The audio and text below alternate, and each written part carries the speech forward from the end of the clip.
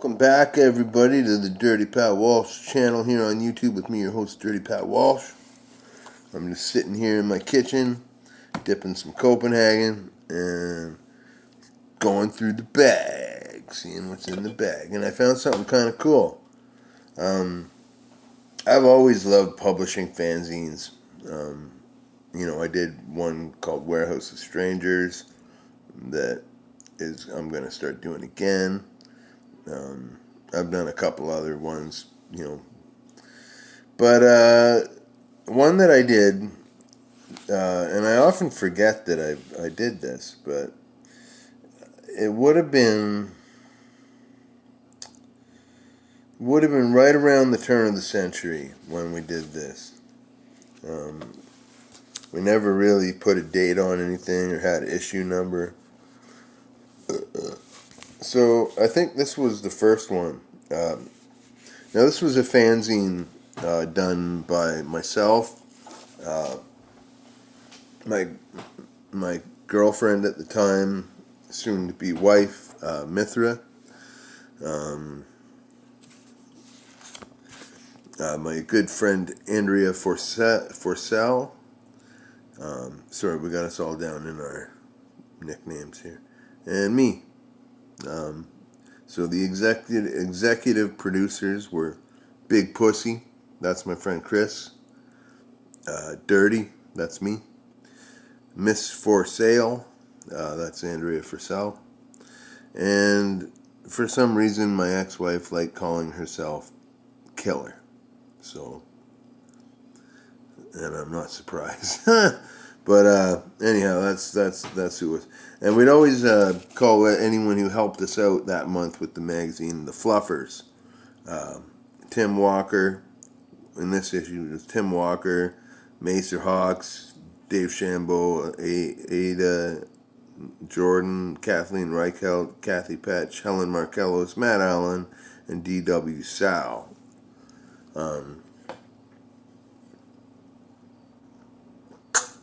I don't know if I mentioned the name of the magazine yet. The magazine was called the Hunter Street Hummer, and you all know what a Hummer is. I hope. Maybe it's a Canadian term. If you know what a fluffer is, you probably know what a Hummer is too. They're much in one and the same. Yeah, this was a little community magazine we made. It was like a, kind of lewd and crude, all about community events. We had horoscopes, we had weird stories, all kinds of stuff. It was kind of open to contribution. Anyone could contribute something. We had our regular contributors, and we all had a role in it. Like we all did an article. Yeah, my ex-wife Mithra did the Killer predictions, and she would always attach, to Scorpio, she attached the name Bill Gates, and would work that into the horoscope. A shady character. Libra, Lenny Bruce. That's my horoscope. I'm a Libra. Seems that there were a lot of Libras who'd been on the wrong side of the bars, but this guy is infamous for being in and out for obscenity and drugs. Frustrated by the inability to make smart choices in your life, now is the time to figure out how, as you experience a time of teaching, learning, and personal growth. So, there you go. Yeah, a lot, whatever. Aries, for instance, Robert Downey Jr. reads, coke, heroin, and other drugs with weapons charges, coupled with numerous parole and rehab infractions, kept him in and out of jail for years, but the longest was 3 years less 201 days. But the proof is in the pudding, and if the now clean and sober Downey proves anything to you, let it be that often a few little trips or tries work better than one big one. So, yeah, kind of cool. This is a cartoon I can't really understand. It was called Grumpy Girl. It's just it's not, it didn't translate well. So my ex-wife Mithra also did a restaurant review section called the Chow Babe, and I won't read the articles to you, but what she would do basically is invite someone out to dinner every month, and the person who got invited would pick a restaurant they wanted to go to, and Mithra would take them out for supper there, and the two of them would write a review of the restaurant as in the whole dining experience while they were there. I got picked once. I wanted to go to the South Pacific, kind of like a Chinese Polynesian restaurant. It was awesome. I was very grateful for Mithra to take me out for supper.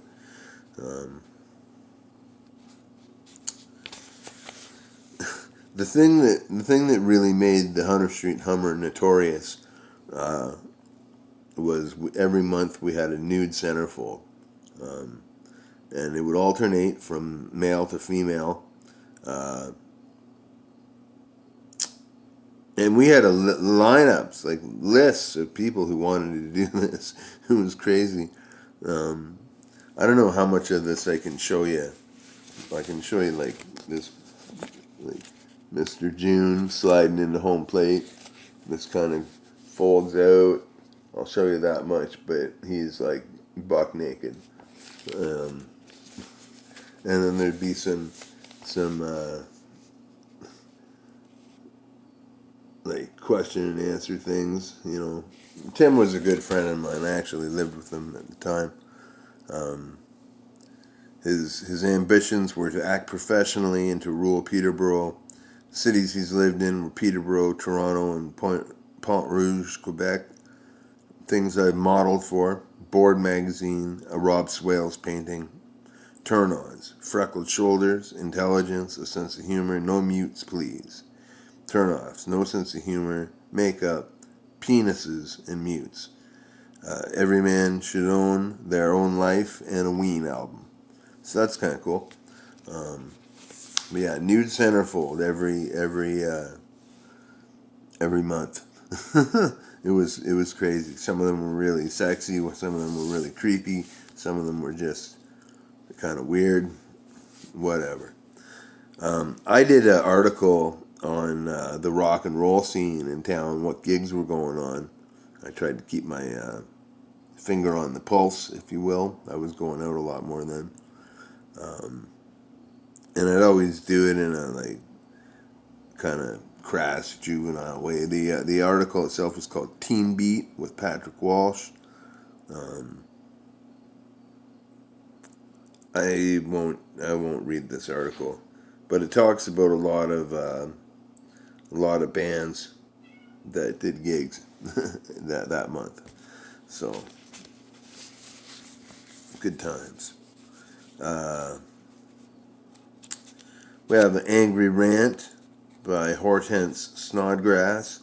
That was Charlie Petch, just writing a very lewd, rude poem that goes on and on and on.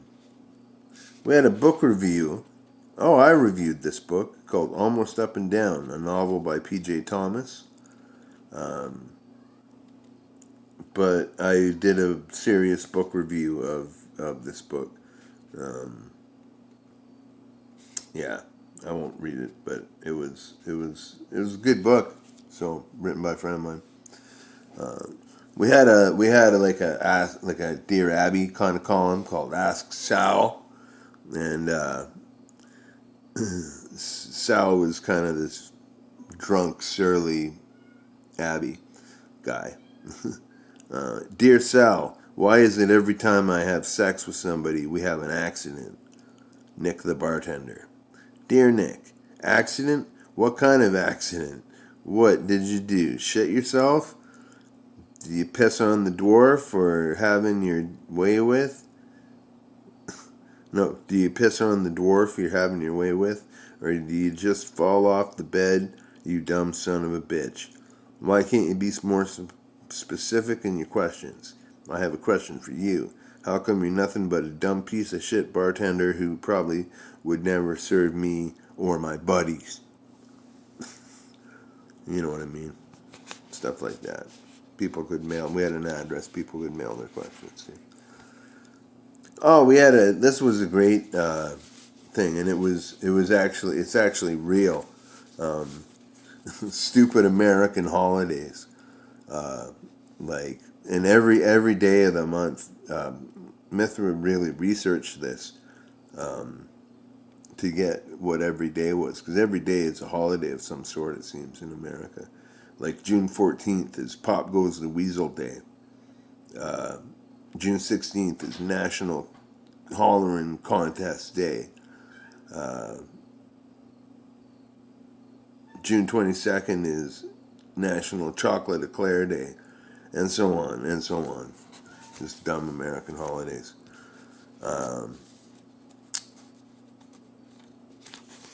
What else did we have in here? Foreign correspondence. This was musicians that we know that would go on the road and shoot us back stories from their times on the road. This was written by Dave Shambo and Adia Jordan, who were following some musicians. I won't read it all. So, my personal phobia. That was an article written by Matt Allen. And yeah, this must have been the first episode, because the first issue, because it doesn't include Chris Brown's feature, where he would take Family Circus cartoons and just cut out the picture and then write like something really crass underneath it, like one there was of